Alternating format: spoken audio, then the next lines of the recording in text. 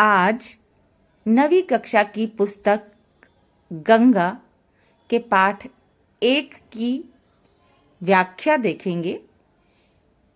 पाठ 2 बैलों की कथा भाग 1। ये जो पाठ है ये 5 भागों में विभाजित है।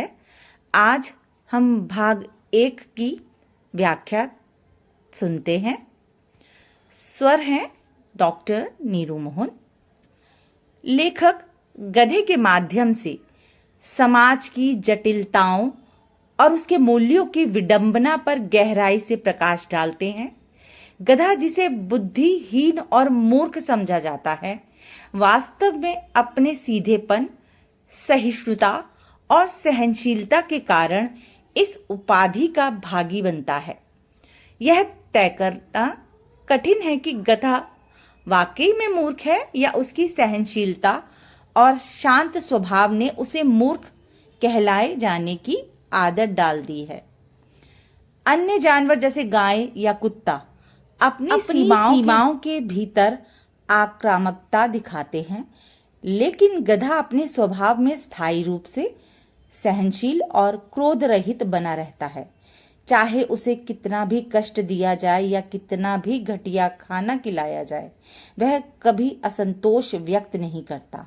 उसका चेहरा हमेशा एक ऐसे दुख को दर्शाता है जो मानो यह बताता हो कि उसने जीवन के सुख दुख को समान रूप से स्वीकार कर लिया है। गधे का यह स्वभाव उसे ऋषि मुनियों के गुणों का प्रतीक बनाता है, जैसे कि धैर्य, त्याग और अहिंसा। लेकिन इसके बावजूद मनुष्य उसे मूर्ख की श्रेणी में रखता है। सीधापन और सहनशीलता, जो आदर्श गुण माने जाने चाहिए, समाज में कमजोरी समझे जाते हैं। इसी संदर्भ में लेखक भारतवासियों की स्थिति का जिक्र करते हैं, जो अफ्रीका और अमेरिका में अपमान और भेदभाव का सामना करते हैं। उनकी सादगी, मेहनत और संघर्ष विरोधी स्वभाव को कमजोरी माना जाता है। वे शराब नहीं पीते, बचत करते हैं, लड़ाई झगड़े से दूर रहते हैं, फिर भी उन्हें सभ्य समाज में प्रवेश नहीं करने दिया जाता। लेखक ने यह भी बताया है कि सरलता और सहनशीलता का महत्व केवल तब तक समझा जाता है जब तक वे विरोध और संघर्ष की अनदेखी नहीं करते।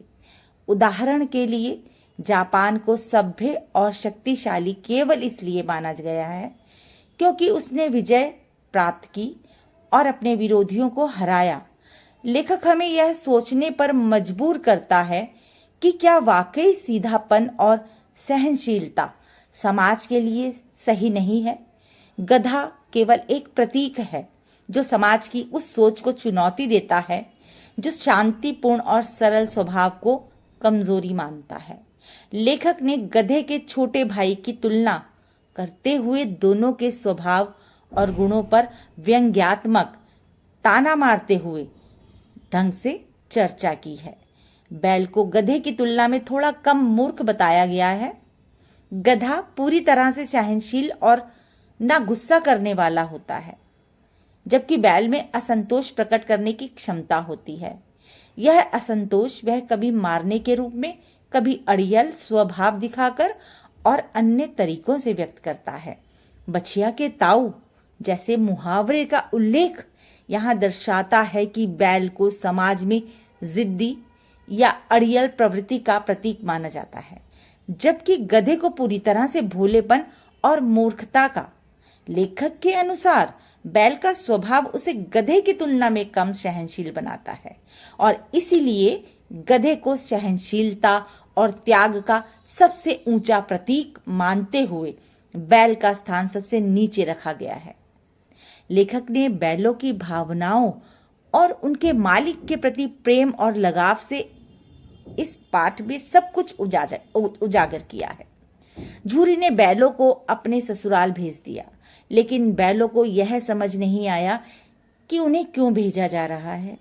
उनके भोले मन में यह धारणा बन गई कि मालिक ने उन्हें बेच दिया है। बैल जो अपने मालिक के लिए कार्य करते थे, इस बदलाव को समझ नहीं पाए। वे अपने मन में सवाल कर रहे थे कि क्या उनका इस तरह बेचा जाना सही था।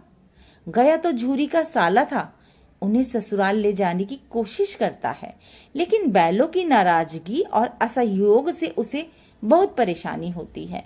बैल कभी दाएं बाएं भागते, कभी पीछे हटते और कभी सींग नीचे करके हुंकारते। यह उनके भीतर उमड़ती नाराजगी है और असहमति का प्रतीक है। अगर बैलों के पास वाणी होती तो वे झूरी से अपने मन की बात कहते। वे पूछते कि आखिर क्यों उन्हें उनकी सेवा और समर्पण के बावजूद पराया कर दिया गया। वे मालिक से पूछते कि अगर उनकी मेहनत से काम नहीं चलता था तो वे और अधिक मेहनत करवा लेते। उन्हें झूरी की सेवा में मर जाना भी स्वीकार होता, लेकिन उन्हें जालिम के हाथों सौंपना उनके लिए असहनीय था। यह भावना दर्शाती है कि बैलों के मन में अपने मालिक के प्रति कितना गहरा प्रेम और वफादारी थी। दिन भर भूखे रहने के बाद भी जब उन दोनों बैलों को नाद में खाना दिया गया तो उन्होंने उसमें मुंह नहीं डाला।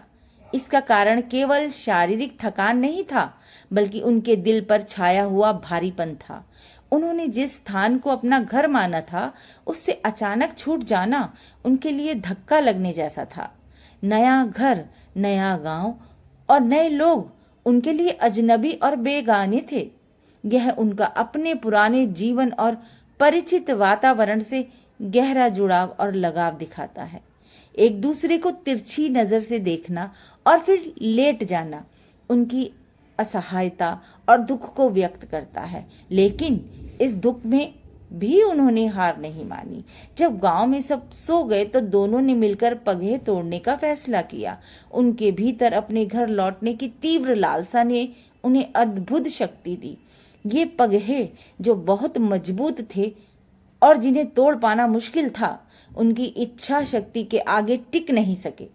झूरी के बैलों, हीरा और मोती के प्रति उनके प्रेम, बैलों की वफादारी और गांव के बच्चों का बैलों के प्रति प्रेम दिखाया गया है। जब झूरी सुबह उठता है तो बैलों को वापस अपनी चरनी, जहां चारा चरते थे, वह स्थान, वहां वह खड़े हुए दिखाई देते हैं। वह बहुत खुश हो जाता है। झूरी उन बैलों को देख के बहुत खुश हो जाता है। दोनों बैलों की गर्दनों पर अधूरे रस्से लटक रहे थे और कीचड़ से भरे थे पैर उनके। उनकी आंखों में विद्रोह और प्रेम का अद्भुत सम्मिलन झलक रहा था। यह दृश्य उनके संघर्ष और अपने मालिक के प्रति अटूट लगाव को दर्शाता है।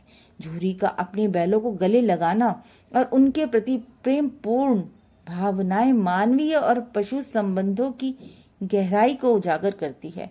यह दृश्य न केवल झूरी के लिए भावुक है, बल्कि गांव के बच्चों के लिए भी प्रेरणादायक बन जाता है। बच्चे बैलों का स्वागत तालियों और उत्साह के साथ करते हैं और उनकी इस वापसी को गांव की एक महत्वपूर्ण घटना के रूप में देखते हैं। गांव के बच्चों की बाल सभा बैलों को पशु वीर कहकर उनका सम्मान करती है और उन्हें अभिनंदन पत्र देने की बात करती है। बच्चे अपने घर से रोटियां, गुड़, चौकर और भूसी लाकर बैलों को सत्कार करते हैं, जो उनके बालपन की सहज प्रेम भावना और प्रशंसा को दर्शाता है। जब एक बच्चा बैलों को पिछले जन्म के आदमी कहता है तो यह उनकी समझ को दर्शाता है। लेखक ने झूरी की पत्नी और झूरी के बीच बैलों के प्रति व्यवहार को दिखाया है। जब झूरी की पत्नी बैलों को द्वार पर देखती है तो वह नाराजगी व्यक्त करती है और उन्हें नमक हराम कहती है। उसकी नजर में बैलों का भाग जाना उनकी कामचोरी का संकेत है, जबकि झूरी इसे उनके प्रति हुई लापरवाही का परिणाम मानता है। झूरी अपनी पत्नी के इस आरोप को सहन नहीं कर पाता और बैलों का बचाव करते हुए कहता है कि उन्हें सही खाना नहीं दिया गया होगा, इसलिए वे भाग गए। वहीं पत्नी का तर्क यह है कि बैलों को खिलाने पिलाने के बावजूद उन्हें कड़ी मेहनत करनी पड़ती है और वे लोग बैलों को सहलाने का झूरी जैसा व्यवहार नहीं करते। वह बैलों को कामचोर कहती है और गुस्से में यह निर्णय लेती है कि अब उन्हें केवल सूखा भूसा ही दिया जाएगा। जब बैलों को केवल सूखा भूसा मिलता है तो वे नाद में मुंह डालते तो हैं, लेकिन उसमें ना कोई स्वाद है, ना कोई चिकनाहट। उनकी आशा भरी नजरें झूरी की ओर देखती हैं, मानो उनसे मदद की अपेक्षा कर रही हूँ।